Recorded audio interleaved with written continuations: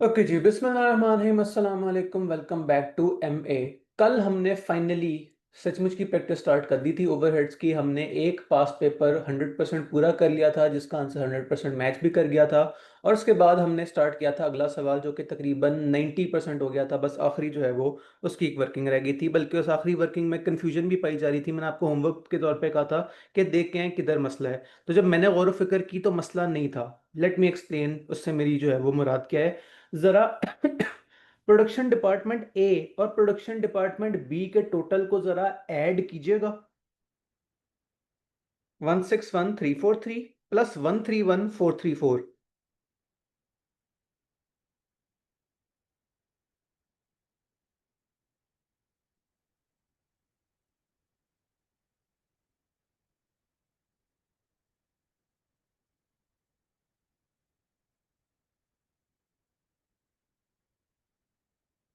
हाँ भाई, आज की अवाम भी बगैर कैलकुलेटर वाले हैं। मुझे ही मेहनत करनी पड़ेगी। 161343 प्लस 434, इन दोनों का सम आया 292,777। अगर हम सच्चे हैं तो उसका सम बनना चाहिए था इसका और इसका सम। कल हमें 2,40,000 तो नजर आ रहा था, 53,000 नजर नहीं आ रहा था। तो 240 प्लस 253 क्या होता है? 293,000। तो हमारा टोटल क्या है? 292,777, यानी कि तकरीबन 200 रुपए का फर्क है। पॉइंट्स का फर्क है जब लाखों की बात हो रही है तो। इसका मतलब ये है कि हमारी जो एलोकेशन है वो बिल्कुल ठीक है। लेकिन सवाल अभी पूरा नहीं हुआ, रिक्वायरमेंट पूरी नहीं हुई। रिक्वायरमेंट थी क्या, जरा याद करें। Compute the factory overhead rate for production department based on machine hours using the repeated distribution method. हमने न्यूमरेटर वाली चीज निकाल ली, हमने टोटल ओवरहेड्स निकाल लिए। अब हमें डिनोमिनेटर में क्या लिखना है? हमें डिनोमिनेटर में डिवाइड करना है मशीन आवर्स। तो मशीन आवर्स का क्या हिसाब किताब है? शुक्र है सवाल ने आपसे कोई कैलकुलेशन नहीं करवाई। सीधे सीधे आपको मशीन आवर्स दे दिए डिपार्टमेंट ए के भी बी के भी, 1890 और 1710। अब जरा ध्यान से, ये जो ऊपर फिगर्स हैं ये 000 कॉमन लेके हैं। तो नेक्स्ट स्टेप वर्किंग टू, छोटी सी बस एक वर्किंग फाइनल जिसे हम एलोकेशन कहेंगे। फाइनल जो हम ओवरहेड्स की जो है वो कैलकुलेशन जिसे कहेंगे।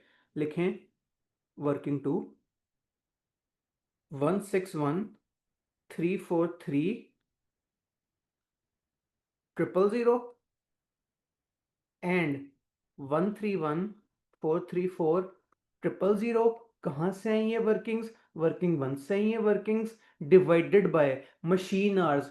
सवाल ने कितने बताए थे? अभी जाके देख लें।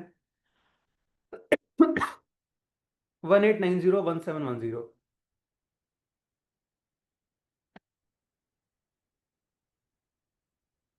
डिवाइड कर दें, आपके पास सवाल 100% सॉल्व हो जाएगा।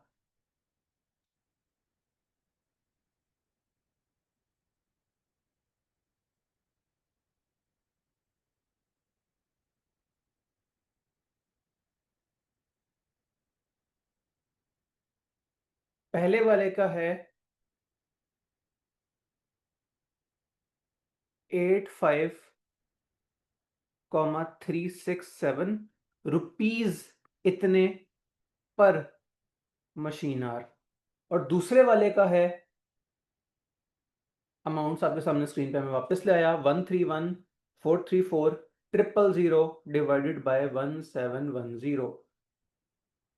कैलकुलेटर बोला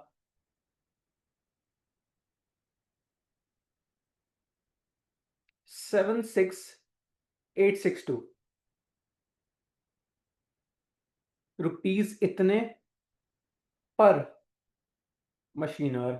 लें जी, आई कैप का एक और फुल फ्लैश पास पेपर हमने मजाक मजाक में सॉल्व कर लिया। ओनली 7 मार्क्स का सवाल था, हमें ये तकरीबन 7 2 14 12 मिनट में कर लेना चाहिए था। लेकिन जब ये अभी जो है वो आप लोगों की कैलकुलेशन स्पीड स्लो है तो कोई मसली बात नहीं, हमें थोड़ा सा टाइम लगता है। 1 मिनट ज़रा होल्ड कीजिएगा, एक इम्पॉर्टेंट कॉल।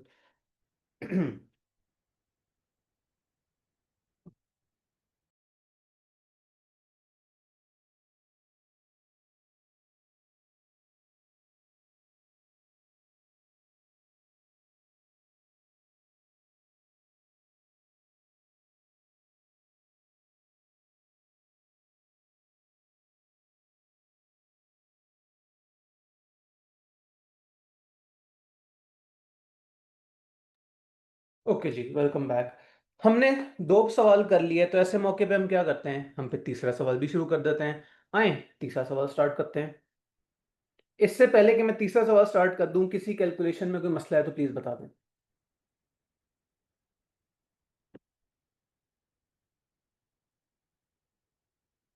ओके, खामोशी रजामंदी होती है।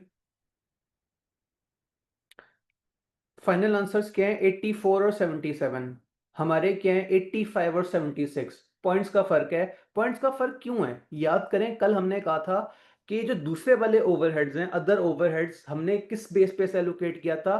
हमने से एलोकेट किया था on the basis of direct overheads की प्रोपोर्शन पे। सवाल ने किस तरह उन्हें एलोकेट किया है? On the basis of floor area. तो ये जो पॉइंट्स का डिफरेंस है, ये सिर्फ फ्लोर एरिया की वजह से है, वरना हमारा डिफरेंस जो है वो और भी कम होता।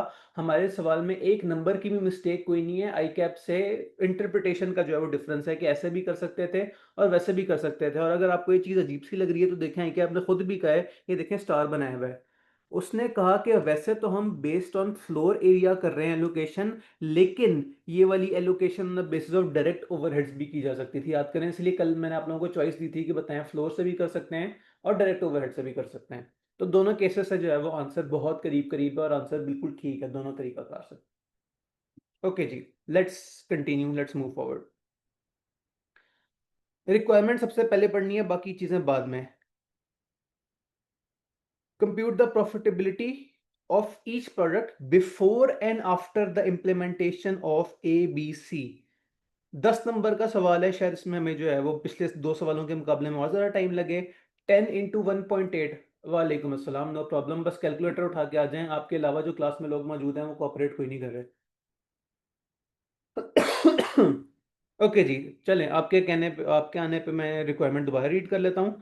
उसने कहा है कि ऐसा करें, profitability of each product before and after the implementation of activity based costing. बंदा पूछे प्रोडक्ट्स हैं कितनी, तो सवाल को अगर हम रफली भी देखें तो आपको नजर आता है कि तीन प्रोडक्ट्स हैं। तीन कॉलम्स बने हुए, प्रोडक्ट जे, के और एल। तो तीन प्रोडक्ट्स की आपको प्रॉफिटेबिलिटी चाहिए। प्रॉफिट क्या होता है? Total revenue minus variable cost minus fixed cost. तो आए फॉर्मेट पहले बना लेते हैं, फिर सवाल पढ़ते हैं। प्रॉफिटेबिलिटी बिफोर एंड आफ्टर लिख देते हैं यहां। प्रॉफिट बिफोर एबीसी, फिर प्रॉफिट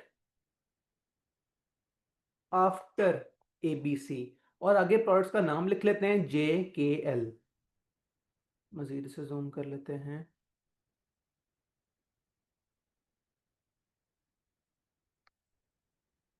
जे, के और एल। अब पढ़ते हैं सवाल। फलानी कंपनी जो है वो इंगेज इन प्रोडक्शन ऑफ तीन यूनिट्स हैं, जे K L. Following extract is from the latest management accounts. Management accounts वो होते हैं जो पब्लिकली नहीं होते, फैक्ट्री की इंटरनल इंतजामिया के पास होते हैं। तीन तरह की प्रोडक्ट्स हैं, क्वांटिटी सोल्ड गिवन है, प्रोड्यूस्ड एंड सोल्ड गिवन है। प्रोड्यूस्ड एंड सोल्ड अगर सवाल में वर्ड लिखा हो तो बहुत अपना खुश हो जाना है, इसका मतलब ये आपको ओपनिंग क्लोजिंग वाली टेंशन नहीं होगी। वरना अगर क्वांटिटी प्रोड्यूस्ड अलग है और सोल्ड अलग है तो उस बात के चांसेस हैं कि सवाल आपसे कोई क्लोजिंग बैलेंस पे, ओपनिंग बैलेंस पे जो है वो कोई कैलकुलेशंस करवा सकता है। तो इसका मतलब ये वो वाली टेंशन कोई नहीं है। फिर आगे क्या लिखा है? Material, labour, factory overhead, sales overheads, total ये कॉस्ट है नीचे। 290, 352, 351 कॉस्ट गिवन है, क्वांटिटी प्रोड्यूस गिवन है। आगे देखें। ट्रेडिशनली फलानी कंपनी ने क्या किया? ओवरहेड जो एलोकेशन होती है on the basis of labour hours and sales volume जो है वो उस हिसाब से होती है। लेकिन अब एसपीएल ने सोचा है नहीं यार, हम ऐसा करते हैं, एबीसी करते हैं। उससे क्या होगा? फलानी इंफॉर्मेशन हमारे पास गिवन है, sales price per unit given है, machine hours per unit given है, बैच साइज पर, टोटल नंबर ऑफ यूनिट्स का गिवन है, average amount of sales order given है इन मिलियन, और आगे बहुत सारे जो है वो ओवरहेड्स गिवन है। एट द एंड उन्होंने क्या कहा? The other fixed overheads and other fixed sales overhead accumulate from various minor expenses. Therefore cost accountant साहब ने कहा है कि उन्हें बेसिस ऑफ मशीन आवर्स पे एलोकेट कर दो। बोले थैंक यू, आई कैप ने आपको दो चीजों को ऑलरेडी एडवांस में बता दिया कि इनकी एलोकेशन किस हिसाब से करनी है।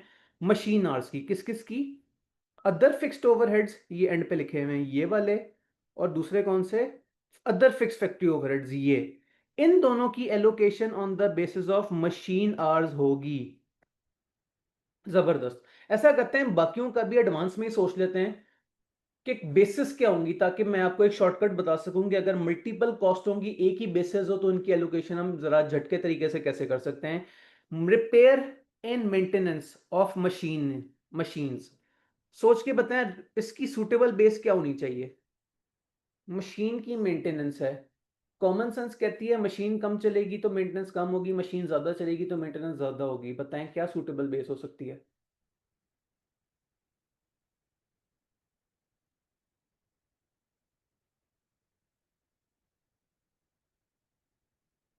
Yes, machine hours. Next, setup cost. Setup cost, setup cost कब होती है? जब आप कोई नया बैच बनाने लगते हैं तो आपकी जो खर्चा होता है उस पर, that is called setup cost. तो क्या हमें ये पता है कि टोटल कितने बैचेस बनेंगे? ओहो, ये नहीं पता। लेकिन कुछ ऐसी इंफॉर्मेशन जरूर गिवन है जिससे हमें पता लग जाए कितने बैचेस गिवन है, कितने बैचेस बनेंगे। तो भाई कितनी, यहां वर्किंग वन साइड पे ही छोटी सी कर लेते हैं। Working one, number of batches, 50,000 units बनने हैं प्रोडक्ट ए के, 40,000 बी के, और 30,000 सी के। डिवाइडेड बाय एक बैच में कितने यूनिट्स बनते हैं वो भी गिवन है। ये देखें, ये लिखा है 2500, 1000 और 1500। जरा कैलकुलेटर से पूछ के बताइएगा नंबर ऑफ बैचेस क्या होंगे। Total quantity produce divided by quantity पर बैच करके आपके पास टोटल नंबर ऑफ बैच निकल आएंगे। तो 0000 से कैंसिल, 25 कितने जा 50, सॉरी कितने जा 500, 25 तो 2 जा 500। तो अगर 25 2 जा 50, तो अगर 25 2 जा 50 है तो 500 कैसा होगा? 2020। जबानी कैलकुलेशन, मैथ स्किल्स। दोबारा रिपीट कर देता हूँ, 0000 से कैंसिल, 25 वन जा 25, 25 टू जा 50, और हमें उसे डिवाइड करना है 500 से। तो अगर 25 टू जा 50 है तो जरूर 25 20 जा 500 होगा, कंफर्म बात है। 20 बैचेस इसके बनेंगे। नेक्स्ट, 40,000 डिवाइडेड बाय 1000, हजार हजार से कट गया, पीछे क्या रह गया? 4040। तीसरा, 0000 से कैंसिल, 15 कितने जा 300, 15 टू जा 30, 15 20 जा 300। लें जी, पता करें टोटल कितने बैचेस बनेंगे। 40 20 60, 60 20 80, टोटल 80 बैचेस बनेंगे। हमने बातों बातों में एक वर्किंग भी कर ली और हमें एक बेसिस ऑफ एलोकेशन भी मिल गई कि setup cost on the basis of batches होनी चाहिए थी। नेक्स्ट, फ्यूल एंड पावर, सोच के बताएं फ्यूल एंड पावर किस बेस पे एलोकेट होनी चाहिए।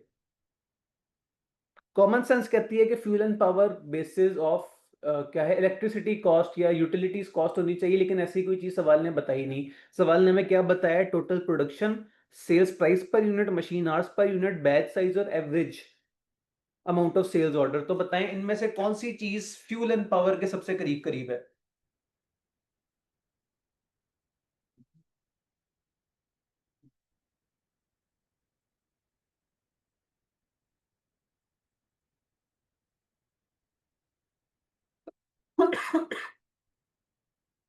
यस, इसके भी मशीन आवर्स लगा लें। और चौथे वाले का तो ऑलरेडी आपको सवाल ने बताया हुआ था। उसके बाद सेल्स के ऊपर भी गौर फिक्र कर लेते हैं। Sales departments ordering cost. Hmm sales department ordering cost, common sense कहती है कि ऑर्डर ज्यादा होंगे तो कॉस्ट ज्यादा होगी, और ऑर्डर कम होंगे तो कॉस्ट कम होंगे। क्या सवाल ने आपको बताना बेहतर समझा कि ऑर्डर होंगे कितने? तो सवाल ने आपको ऐसा कुछ नहीं बताया, लेकिन सवाल ने आपको हिंट दिया है क्या? Average amount of sales order in million. यानी कि अगर आपके पास रेवेन्यू गिवन होता तो आप उसे average amount of sales order से डिवाइड करके नंबर ऑफ ऑर्डर्स निकाल लेते हैं। अभी रेवेन्यू हमारे पास नहीं है, वैसे भी रेवेन्यू हमें प्रॉफिट निकालने के लिए तो बाद में चाहिए ही होगा। तो इसके आगे फिलहाल सिर्फ इतना लिख लेते हैं कि this is based on number of orders. Number of orders की कैलकुलेशन अभी थोड़ी देर में हो जाएगी। Next, delivery expenses units are of same size and weight. तो अगर सेम साइज एंड वेट है चीजों का तो फिर तो डिलीवरी एक्सपेंसेस भी सब पे बराबर ही लगते होंगे। बराबर से क्या मुराद है, जितने यूनिट्स होंगे उसी हिसाब से जो है वो डिलीवरी एक्सपेंसेस होगा। तो इन माय हम्बल ओपिनियन ये होना चाहिए on the basis of number of units. Next, commission on sales. Commission किस चीज पे लगता है, किसी को याद है? कमीशन होता क्या है, कोई मुझे ये तो याद करा दे।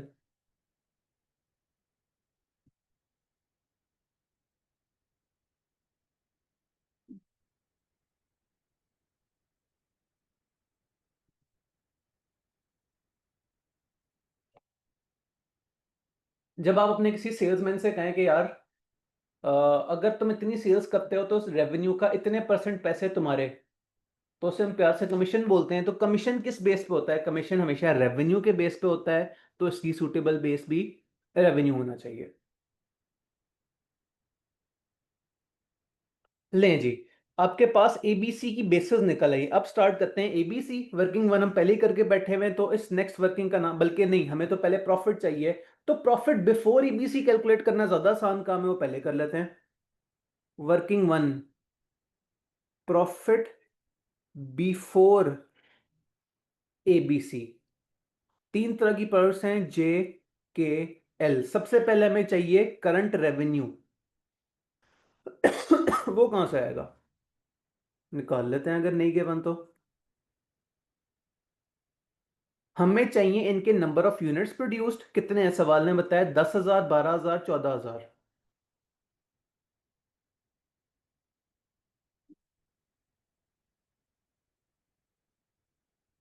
Multiply by, I am sure सवाल ने हमें सेल्स प्राइस भी बताई होगी।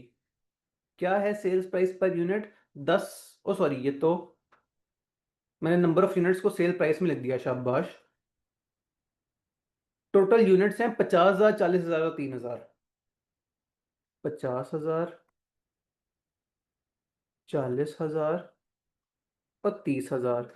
अब अगर आप कैलकुलेटर पे ये वैल्यूज लिखने बैठ गए तो फिर तो बड़ा टाइम लग जाएगा। देखिए, 10 के आगे 4 जीरोज हैं और 5 के आगे भी 4 जीरोज हैं, तो टोटल 8 जीरोज आ जाएंगे। तो मेरा ख्याल है हमें रुपीज मिलियन कॉमन ले लेना चाहिए, ताकि 6 जीरोज तो हम पहले ही खा जाएं। लिखे ऊपर रुपीज इन मिलियन। मिलियन का मतलब, अब आपने जो कैलकुलेशंस करनी है 6 जीरोस को माइनस करके करनी है। तो अब जरा, अब मैथमेटिकली देखें कैसे हम इसे इजीली कर सकते हैं। 5 के आगे 4 जीरोस हैं, 4 जीरो खा जाएं। अभी 2 जीरो और खाने हैं आपने। 10,000 के भी आगे 4 जीरोस हैं, उसमें से भी आप 2 जीरो खा गए, पीछे रह क्या गया? 100 × 5। तो क्या कोई मुझे बता सकता है 100 × 5 क्या होता है? या ये भी मुश्किल सवाल है?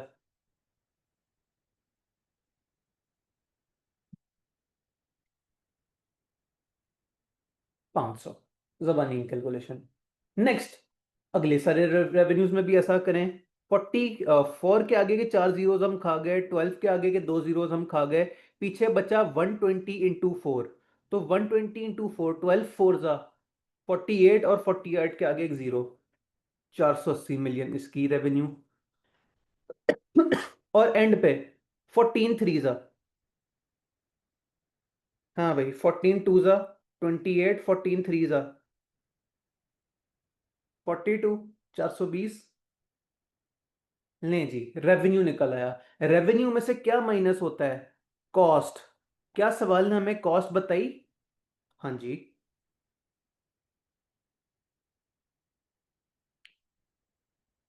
290। टोटल कॉस्ट हमें फिलहाल चाहिए। फिलहाल हम फैक्ट्री ओवरहेड्स और सेल्स ओवरहेड्स को फिलहाल अलग नहीं कर रहे हैं। करंट सिचुएशन में जो कॉस्टें गिवन है वो हमें पता है। क्या है वो? 290, 352 और 351।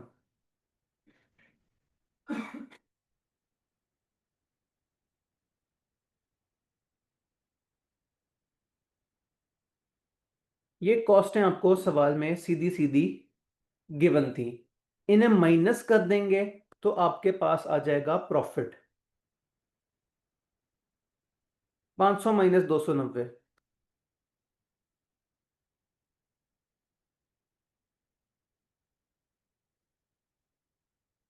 480 माइनस 352, 128। और 420 माइनस 351, 69 मिलियन। लें जी, सवाल का आपका 20% जो है वो पोर्शन सॉल्व हो गया। सवाल ने कहा था बताओ प्रॉफिट बिफोर एबीसी और प्रॉफिट आफ्टर एबीसी। तो 210, 128 और 69।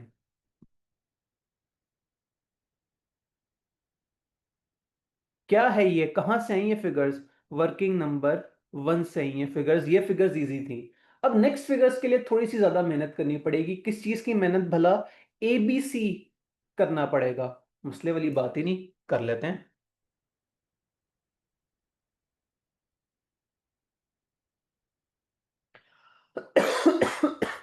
वर्किंग टू एबीसी कॉस्टिंग, वही फॉर्मेट, थोड़ा सा डिस्क्रिप्शन, बेस, जे, के, एल, टोटल। अब एक शॉर्टकट मैंने कहा था उसकी बात करते हैं। देखिए इतनी सारी जो है वो तरह के खर्चे हैं जिनकी बेस सेम है, उन्हें एक ही दफा ऐड करके उनकी एलोकेशन कर दें, आसानी में रहेंगे। क्या कहना चाह रहा हूं मैं? देखिए किस किस के आगे बेस है? मशीन आवर्स, ग्रीन कलर से हाईलाइट कर लेते हैं। इसकी, फिर इसकी, फिर इसकी, और फिर इसकी। जरा इन चारों का टोटल कर लें, ये जो आपके पास ग्रीन से हाईलाइट हुए हुए हैं।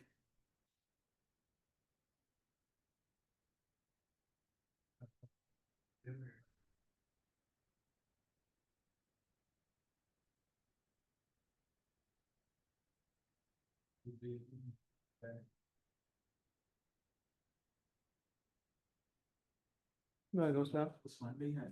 नहीं उस्मान साहब इस टाइम पे कहीं और होते हैं जब क्लास हो रही होती है। नीचे होंगे मेरे ख्याल से रिसेप्शन में। हाँ भाई, आंसर आया कोई?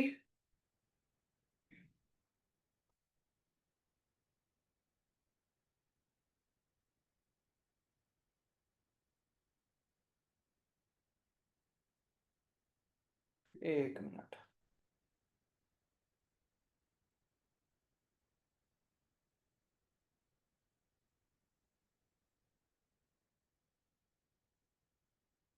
एक मिनट, मैं जरा एक वॉइस नोट कर लूँ।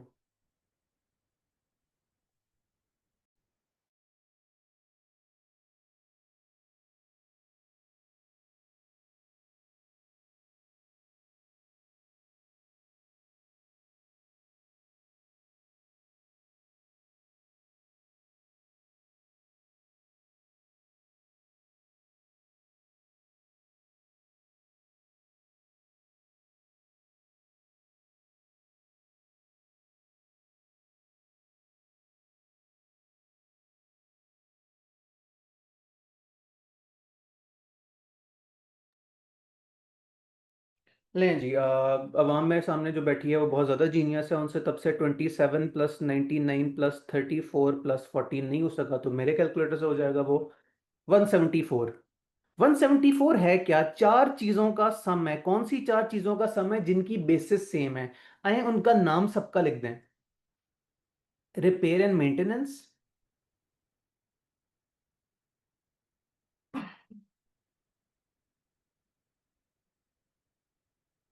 एंड अगला क्या है? Setup cost. नहीं, सेटअप कॉस्ट नहीं थी। Fuel and power, other factory overheads. And fuel and power and other factory and sales overheads. हमने चार कैलकुलेशंस के बजाय अब एक कैलकुलेशंस कर लेनी है। टोटल है इनका 174, लेकिन आई कैप को ये भी बताएं कि ये 174 आया किधर से। आगे टोटल में लिख दें 27 प्लस 99 प्लस 30, कंट्रोल जी, कंट्रोल जी, प्लस 99 प्लस 34 और प्लस 14। टोटल बना 174। अब ये 174 आपने करना है एलोकेट इन बिटवीन, फाइनली कोई तो बोला, ठीक है 174 सही कहा आपने। इन्हें आपने एलोकेट करना है on the basis of machine hours. इन सब के आगे बेशक अलग अलग लिख दें, machine hours machine hours machine hours machine hours. अब एक ही दफा इसकी एलोकेशन कर लें on the basis of machine hours. 174 divided by, बंदा पूछे टोटल मशीन आवर्स कितने थे, सवाल ने आपको बताना है, बेहतर समझा? हाँ जी, नहीं बताया। Machine hours per unit given है।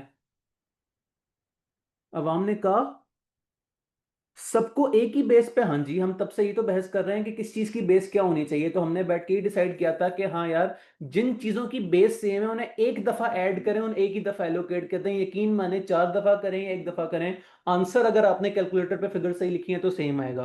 तो the point is, total machine हर सवाल ने मैं बताना बेहतर नहीं समझा, ओहो अब क्या करें, कैलकुलेशन करनी पड़ेगी। मसले वाली बात ही नहीं, कर लेते हैं कैलकुलेशन ही तो हम करने आए हैं। किधर करें? नीचे स्पेस थोड़ी कम पड़ जाएगी, इधर साइड पे कर लेते हैं। थोड़ा सा राइट पे गए, working number total machine hours. मजे की बात है, एग्जैक्ट इस तरह की कैलकुलेशन हमने कल भी करना सीखी थी। J K L, machine hour per unit, सवाल ने आपको बता दिया कितना, 0.18, 0.30 और 0.5 या 0.50, जीरो आगे लिखे ना लिखें एक ही बात होती है mathematically speaking. Multiply by number of units produced, कितने थे नंबर ऑफ यूनिट्स प्रोड्यूस्ड? 50 40 30, हजारों में बात हो रही है।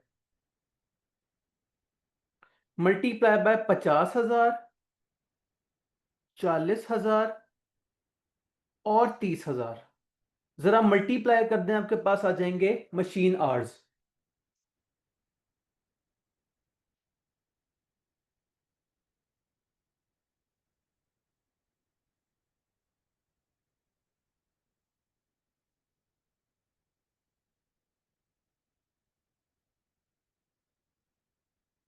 और साथ ही इनका टोटल भी कर लें।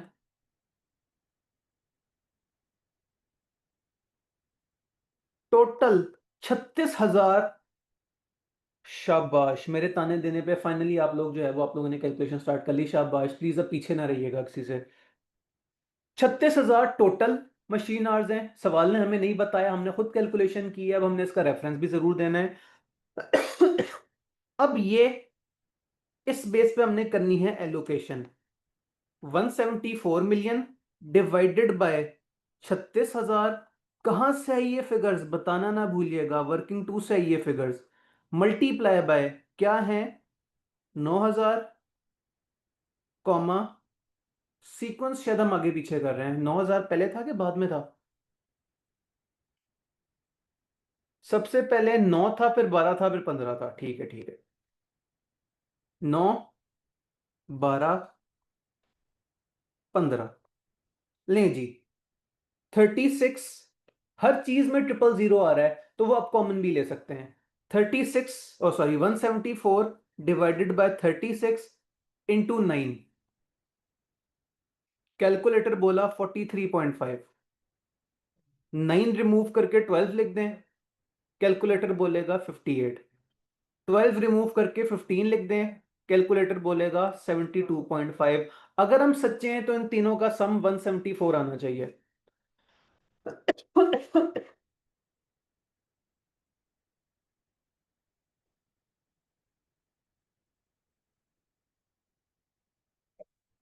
नहीं जी, यकीन माने आप लोगों ने अपना बड़ा टाइम सेव कर लिया है, वरना ये सारी एलोकेशंस आपको अलग अलग करनी पड़ती।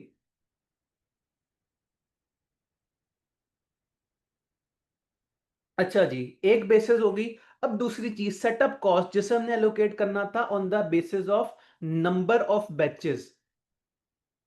कितनी इसकी कॉस्ट है? 24 मिलियन। यहां जाके लिखें, स्पेस खत्म हो गई, कोई मसला की बात नहीं, बहुत सारी और स्पेस क्रिएट कर लेते हैं।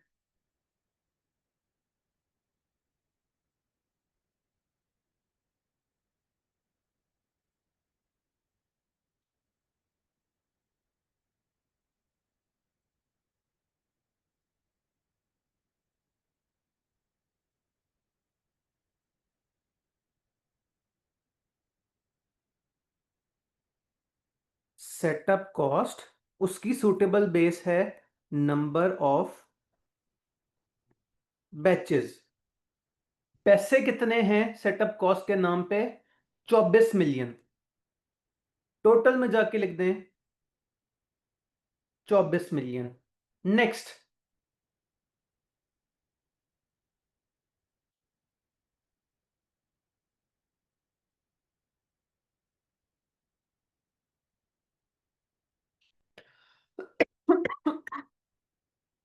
नंबर ऑफ बैचेस हमने वर्किंग वन में बैठ के कैलकुलेट कर लिया था एडवांस में ही। हाँ भाई, कितने नंबर ऑफ बैचेस थे? 20, 40 और 20, टोटल थे 80। जबरदस्त। बैच नंबर के आगे लिख दें नंबर ऑफ बैचेस। कहां से आए? वर्किंग नंबर वन से हमारे पास आए। 24 डिवाइडेड बाय 80 मल्टीप्लाई बाय 20, 40, आसान सी कैलकुलेशन। 24 डिवाइडेड बाय 80 इंटू, पहले एक दफा 20 से, फिर एक दफा 40 से, और फिर जो 20 वाली फिगर है वो एज इट इज रिपीट हो जाएगी।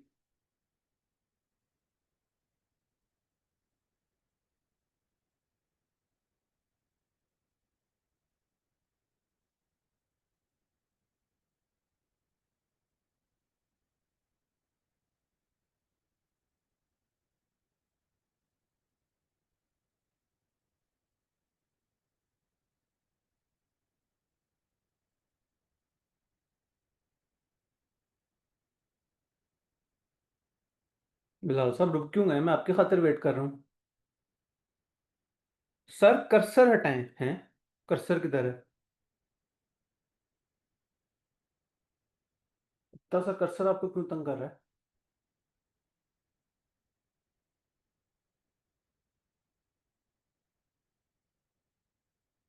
20 है, 40 और फिर 20 है। हाँ, 6, 12 और 6, आसान सा आंसर।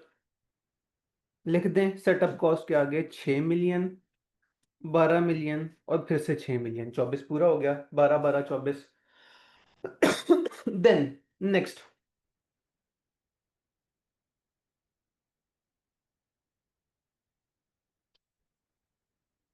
क्या क्या हो गया? रिपेयर मेंटेनेंस हो गया, ये भी हो गया, ये भी हो गया, ये भी हो गया, प्रोडक्शन कॉस्ट सारी हो गई। जबरदस्त। अब आते हैं सेल्स ओवरहेड की तरफ। सेल्स ओवरहेड में क्या हिसाब किताब है?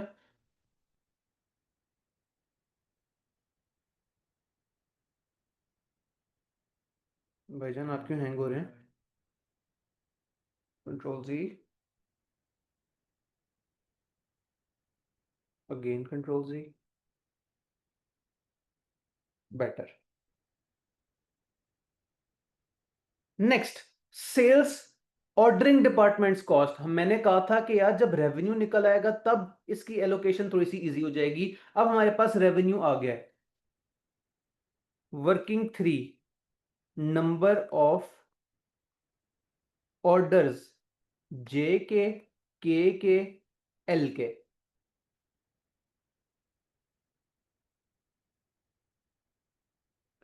रेवेन्यू कहां से आएगा?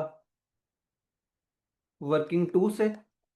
कितना था रेवेन्यू वर्किंग टू में? देख लेते हैं जाके।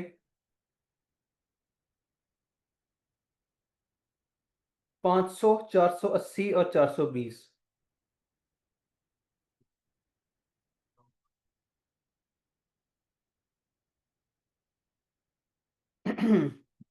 Divided by average order cost.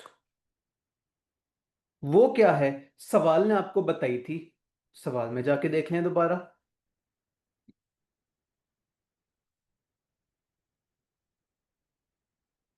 5, 6 और 7 मिलियन। 5, 6 और 7, कर दें डिवाइड। बहुत आसान सी कैलकुलेशन है। 500 डिवाइडेड बाय 5 क्या होता है? 5 1 5 और आगे दो जीरोस। 6 कितने जा? 48। 6 8 जा 48, आगे एक जीरो। और 7 5 जा 35, 7 6 जा 42। जबरदस्त। नंबर ऑफ ऑर्डर्स निकल आए, टोटल भी कर लें। सौ और अस्सी, 180, 180 और 60। टोटल पूरे साल में 240 ऑर्डर्स होंगे। जबरदस्त, उसकी बेस पे एलोकेशन कर लेते हैं। नाम क्या है खर्चे का भला? सेल्स डिपार्टमेंट और sales department ordering cost 6 million की।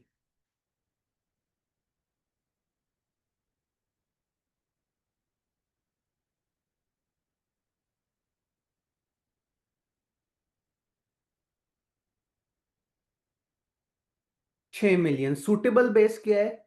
Number of orders.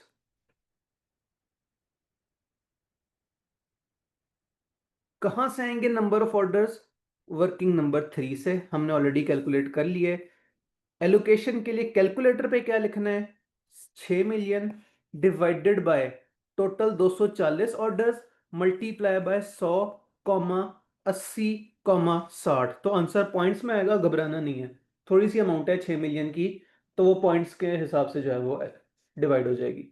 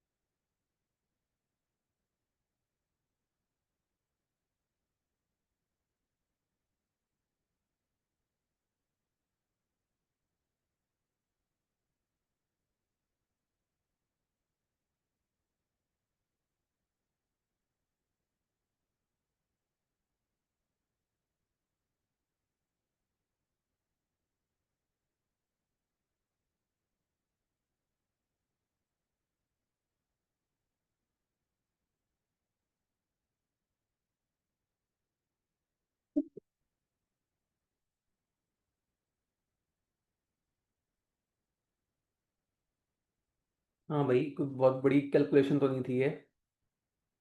6 divided by 240 multiply by 100, 2.5।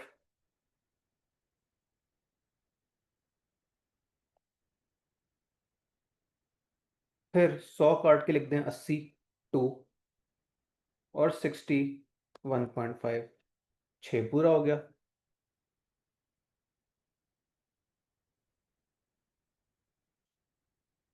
हाँ भाई, अगली कॉस्ट क्या है? ये भी हो गई। Sales department ordering cost 6 million. Next we have delivery expenses. Delivery expenses की हमने बेस रखी थी नंबर ऑफ यूनिट्स के। यार अगर सारे यूनिट्स सेम साइज के हैं तो जितने ज्यादा यूनिट्स होंगे उतनी डिलीवरी कॉस्ट होगी, जिस प्रोडक्ट के यूनिट्स कम होंगे उसकी डिलीवरी कॉस्ट कम होगी। टोटल खर्चा कितना है? 54 मिलियन। सूटेबल बेस क्या है? Number of units.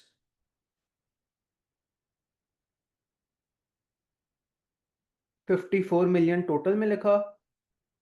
Number of units उसमें लिखा सूटेबल बेस में, और इसका नाम हमने क्या रखा है? इसका नाम जो सवाल ने हमें बताया था, डिलीवरी एक्सपेंसेस। अच्छा जी, इसकी base was number of units. Number of units तो अभी हम जबानी याद हो गए होंगे। कितने नंबर ऑफ यूनिट्स थे भला? 50,000, 40,000, 30,000। और टोटल मिला के कितने बनते थे? 5 और 4, 9, 9, 3, 12। तो 1,20,000। 54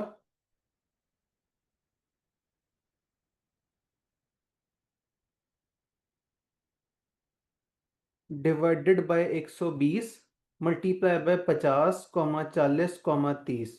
कर लिया लोकेट।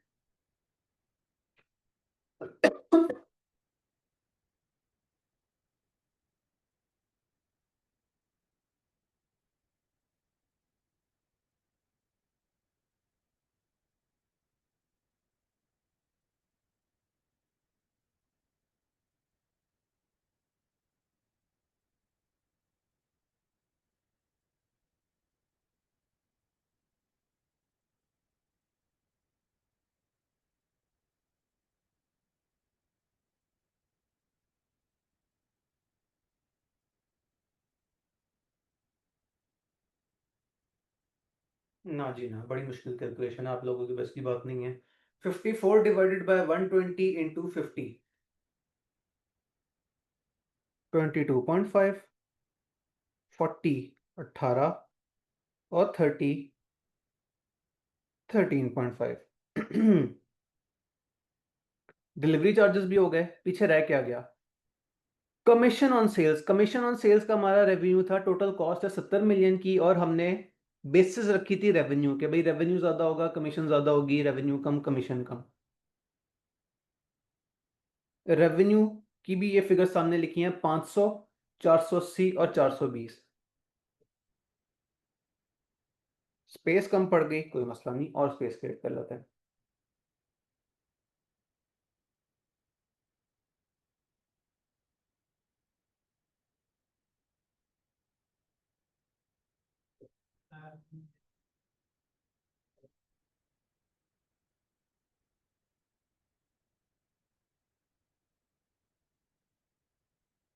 लिखें कमीशन, लिखें बेसिस रेवेन्यू, लिखें total 70 million, 70 divided by total revenue कितना था। टोटल रेवेन्यू हमें नहीं पता, अभी निकाल लेते हैं। 500 प्लस 480 प्लस 420 क्या होता है? 1400 मिलियन। 70 divided by 1400 into 500, 480, 420।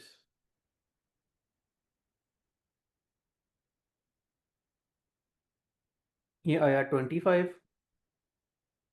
ये आया 480, 24, और ये आया 420, 21।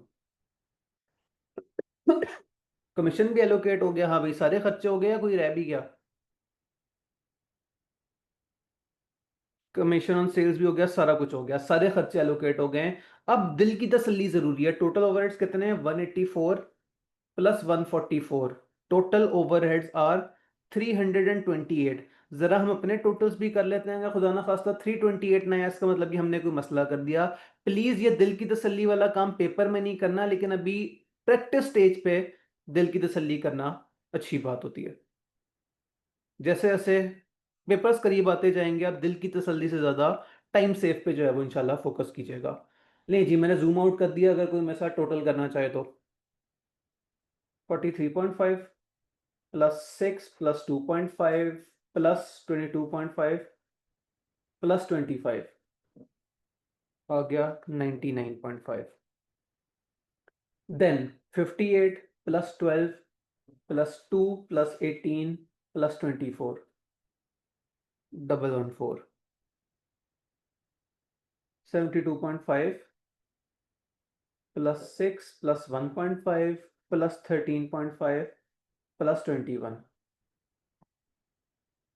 114.5। बड़ी मिलती जुलती अमाउंट्स हैं, इन तीनों का टोटल बनेगा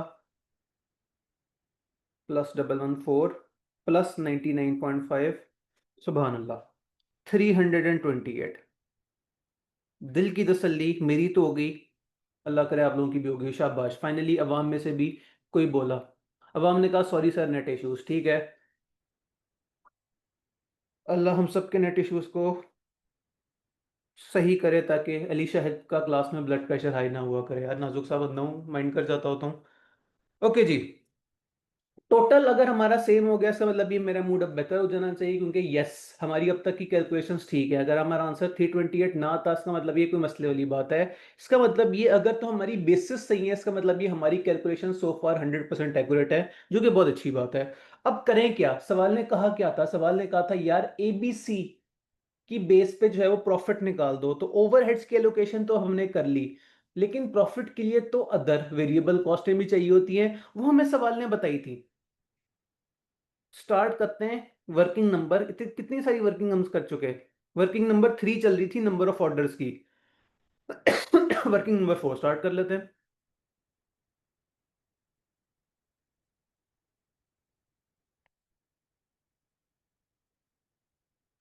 वर्किंग 4, प्रॉफिट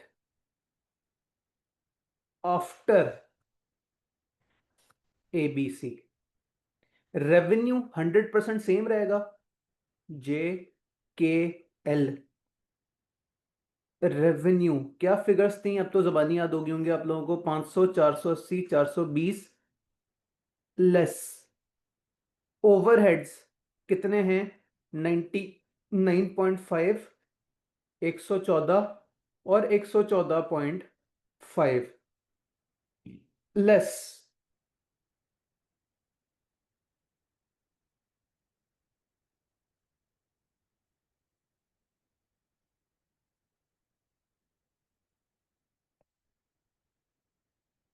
वेरिएबल कॉस्ट के लिए हमें दोबारा सवाल से रब्ता करना पड़ेगा।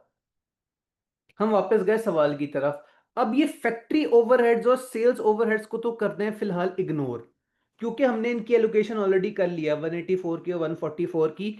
पीछे रह गया मटेरियल और लेबर। मुझे जरा जल्दी से मटेरियल और लेबर को ऐड कर देंगे तीनों का अलग अलग। 100 प्लस 50, 200 प्लस 40 और 250 प्लस 25। ये तो बहुत ही आसान कैलकुलेशन है, तो कैलकुलेटर से भी नहीं पूछना पड़ेगा। 100 और 50 150, 240 275, 150, 240, 275।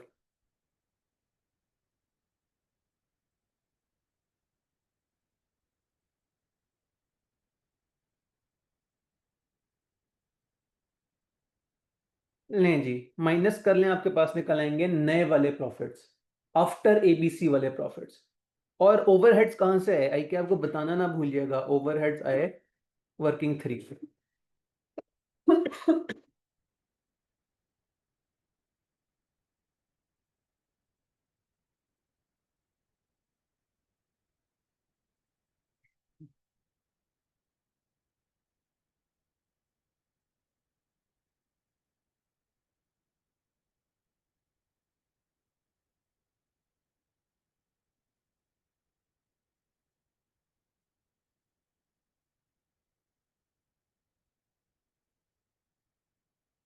लें जी, आप लोगों ने कहा 250,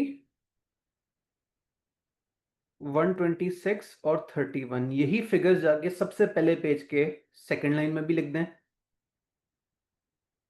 250, 126 और 31। कहां से आई ये फिगर्स, वर्किंग फोर्स से आई ये फिगर्स। सवाल हमारा पूरा हो गया है। अब जाते जाते एक छोटा सा जादू, जाते जाते से मुराद है, भी क्लास खत्म नहीं मैं कर रहा, इस सवाल को खत्म कर रहा हूं जरा। प्रॉफिट्स, टोटल प्रॉफिट्स पहले बिफोर एबीसी निकालें और फिर आफ्टर एबीसी निकालें, आपको कोई हल्का सा जादू नजर आएगा, अगर हमने कोई गलती नहीं की हुई तो।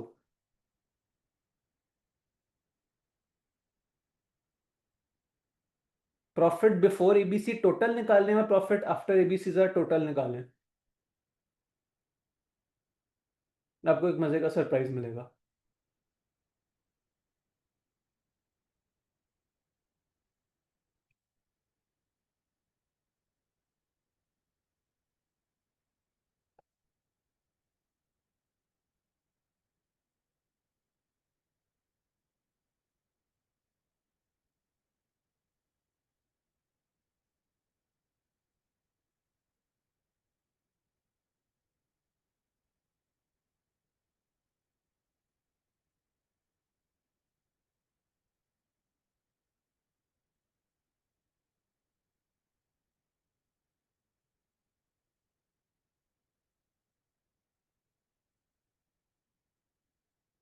नहीं जी, लगता है फिर अब हम नेट इश्यूज का शिकार है। तो आए मैं साथ साथ कैलकुलेशन करता हूँ।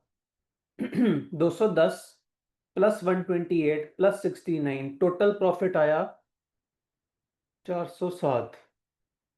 ये सवाल की वर्किंग का पार्ट नहीं है, मैं सिर्फ अपनी दिल की तसल्ली के लिए साइड पे कर रहा हूँ। Next after ABC 250 plus 126 plus 31, answer पता है क्या आया, 407। 100% सेम। क्यों, क्योंकि कोई भी चीज प्लस या माइनस नहीं हुई। रेवेन्यू दोनों तरीके से सेम है, वेरिएबल कॉस्ट दोनों तरीके से सेम है, ओवरहेड्स दोनों तरीके से डिफरेंट है। हर प्रोडक्ट का डिफरेंट है, एक प्रोडक्ट का जो है वो इंक्रीज हो गया, जे का इंक्रीज हो गया, के और एल का डिक्रीज हो गया, मगर टोटल्स तो सेम है। तो इसीलिए दोनों हिसाब से जो है वो total profit is same, 407 million. सवाल 10 नंबर का पूरा हो गया। किसी एडजस्टमेंट में, किसी वर्किंग में, किसी कैलकुलेशन में कोई परेशानी है तो प्लीज बता दें।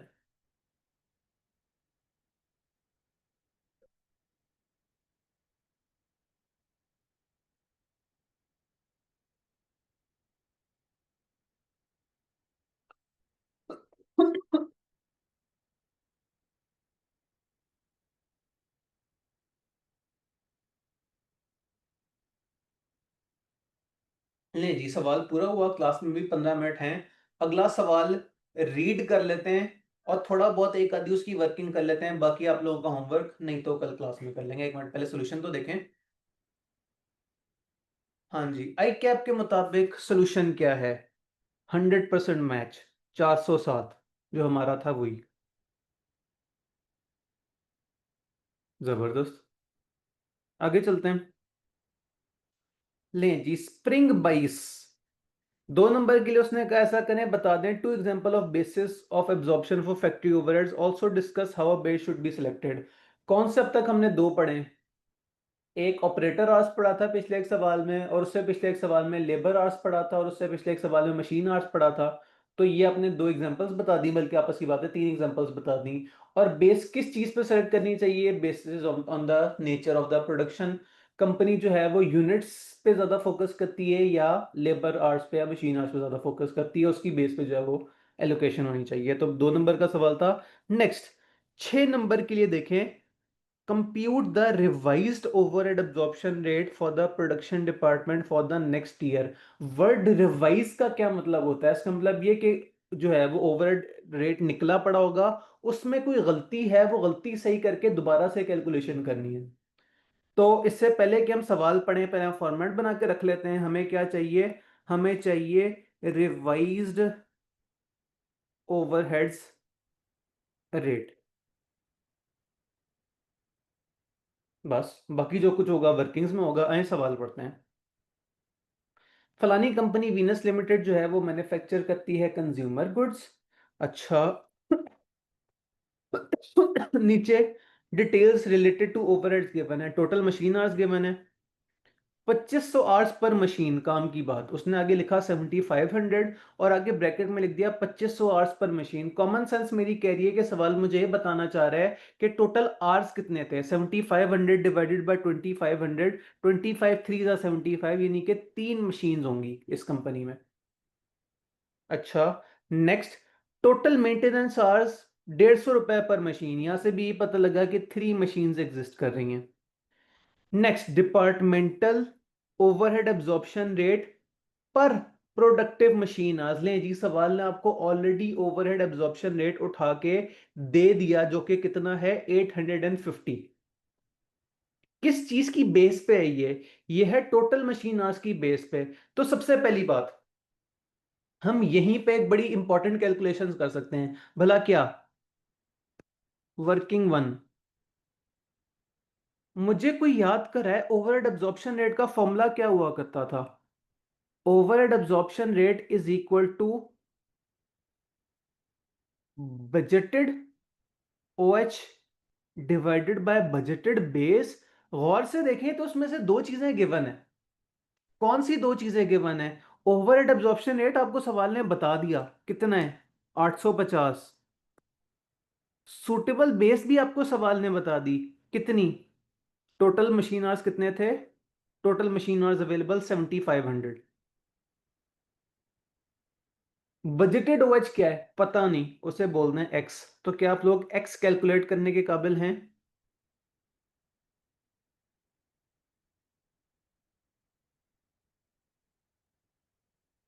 850 into 7500, X is equal to 6375,000। मुबारक वो, आपके पास बजटेड ओवरहेड निकल है। अभी सवाल हमने थोड़ा सा ही पढ़ा था और हमने एक इंपॉर्टेंट कैलकुलेशन कर लिया। वापस सवाल की तरफ आ जाएं। The management of VL has decided to replace one of its existing machines having zero book value with a new machine जिसकी कॉस्ट होगी 1,20,000। उसकी यूजफुल लाइफ होगी 10 साल। This machine will be available for use beginning of the next year. अच्छा। And expected to run for 2500 hours during the next year including 180 घंटे for setting up the machine and 110 hours for the machine maintenance. क्या समझ आई? इसका मतलब ये कि अगले साल के हमारे जो एक्टिव आवर्स हैं, प्रोडक्टिव मशीन आवर्स हैं, वो 2500 नहीं है। क्यों 2500 नहीं है? 2500 अभी थोड़ी देर पहले पिछली लाइन में तो सवाल बोल रहा था कि 2500 आवर्स हैं, लेकिन 2500 आवर्स टोटल है, वो प्रोडक्टिव नहीं है। उसमें मशीन जो है वो तकरीबन 190 घंटे जो है वो बेकार पड़ी रहेगी। तो आपके अगले साल के इस मशीन के क्या होंगे भला यूजफुल आवर्स? 2500 -80 -110, यानी कि 2500 -190।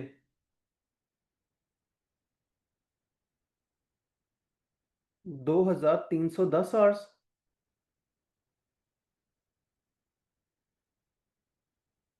6 नंबर का सवाल है तो हम आज की क्लास में ही पूरा कर लेंगे। किसी को अगर 2310 के पीछे की लॉजिक समझ नहीं आ रही तो प्लीज मुझसे राब्ता करें। अगले पैराग्राफ में क्या लिखा है? The estimated overheads for the year relating to the new machines are electricity consumption per hour, annual maintenance cost और इनडायरेक्ट लेबर कॉस्ट। और क्या लिखा है? It has also been decided from next beginning of the next year, one manager from other department will be moved to the production department for monitoring the line efficiency. Manager's salary will be 30,000 रुपए per month. यानी कि आपको क्या क्या चीज revise करनी है? आपको चाहिए नए ओवरहेड्स। तो working to revised budgeted overheads. Current budgeted overheads क्या थे? हमने पिछली वर्किंग में निकाले थे 6.375 मिलियन। पूरी पूरी फिगर्स लिख लेते हैं। कहां से आई है फिगर? वर्किंग वन से आई है फिगर। अच्छा, इसमें अब देखें दोबारा से कौन कौन से खर्चे जो हैं वो इंक्रीज हो रहे हैं। तो मैनेजमेंट ने कहा है कि नई मशीन होगी, जीरो बुक वैल्यू होगी। With the new machine having cost 1.2 million and a useful life of 10 साल, machine will be available for the, क्या कहते हैं, 2.2500 आवर्स के लिए मशीन जो है वो अवेलेबल होगी। सबसे पहला नया खर्चा आपके पास क्या आ रहा है? नई वाली मशीन की डिप्रिसिएशन कितनी होगी? 1.2 मिलियन डिवाइडेड बाय 10 साल।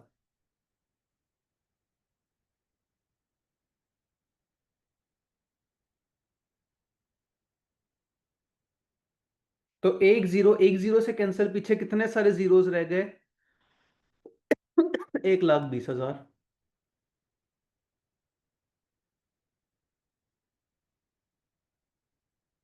Next,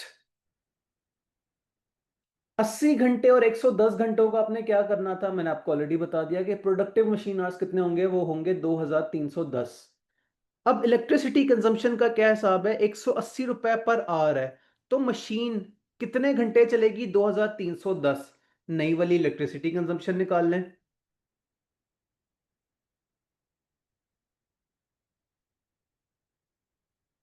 180 multiply by 2310।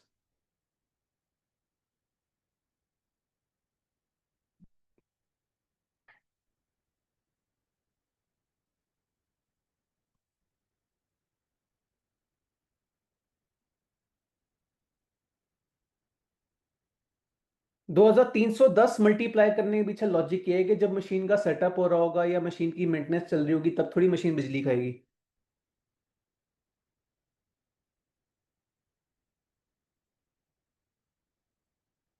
Next, annual maintenance cost कितनी है? 2 लाख।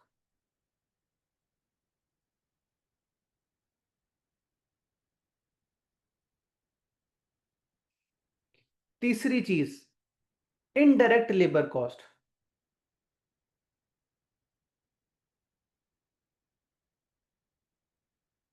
अब ध्यान से, अगर यहाँ वर्ड खुदा ना खास्ता डायरेक्ट लेबर लिखा होता हम उसे इग्नोर कर देते क्योंकि वो ओवरहेड्स में नहीं आता, लेकिन इनडायरेक्ट लेबर को हम ओवरहेड्स में कंसिडर कर सकते हैं। क्या है? 50,000, 5050 और 1000। और क्या है? सुपरवाइजर साहब नए आएंगे, चूंकि वो इस मशीन की खातिर सिर्फ आ रहे हैं, मशीन फ्रॉम अदर डिपार्टमेंट जो है वो आएगा, तो उसकी सैलरी है 30,000 पर मंथ। सुपरवाइजर अंकल की सैलरी 30,000 इंटू 12, तो 3 12 36, 3,60,000 हमने सुपरवाइजर साहब को देने हैं। ये सारों कुछ ऐड लेस कर लें, आपके पास आ जाएंगे रिवाइज्ड ओवरहेड्स अगले साल के। 000 कॉमन लेके कैलकुलेशन कर लें। 6375 plus 120 plus 415.8 plus 2 lakh plus 50,000 plus 360। तो कैलकुलेटर बोला न्यू, क्या कहते हैं, new overhead should be 7520 comma 800। Numerator में जो चीज लिखनी थी वो निकल आई। वर्किंग थ्री इधर कर लेते हैं। रिवाइज्ड बेस, रिवाइज्ड बेस क्या थी, मशीन आवर्स। पहले 3 मशीनें होती थी, सारी 25-25 घंटी चलती होती थी। तो टोटल आंसर आया था आपके पास 7,500। अब जिसमें से एक 2500 मशीन वाली जो मशीन थी वो खराब हो गई, वो खत्म हो गई, उसकी जगह जो नई मशीन आएगी वो चलेगी 2310 घंटे। यानी कि पुराने वाली 2500 वाली मशीन एक, 2500 वाली मशीन दो, और 2310 वाली machine number 3। Total revise base कितनी हो जाएगी, 5,000 प्लस 2,310, ये तो जबानी कैलकुलेशन है। 7,310। मुबारक हो, डिनोमिनेटर भी निकल आया, तो एंड पे रह क्या गया, numerator divided by denominator. 752080 divided by suitable base 7,310।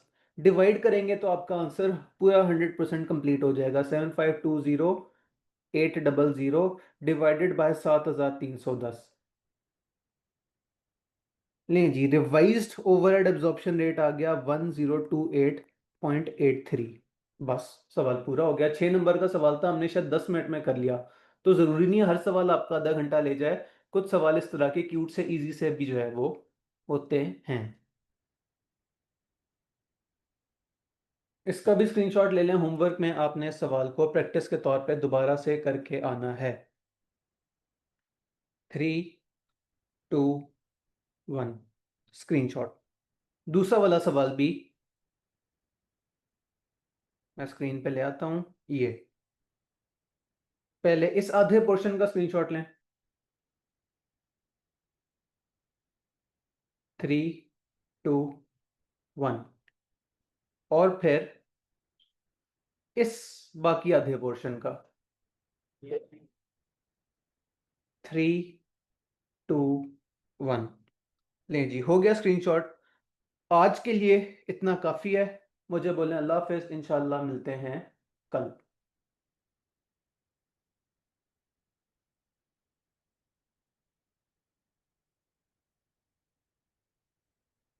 Okay ji, Allah Hafiz.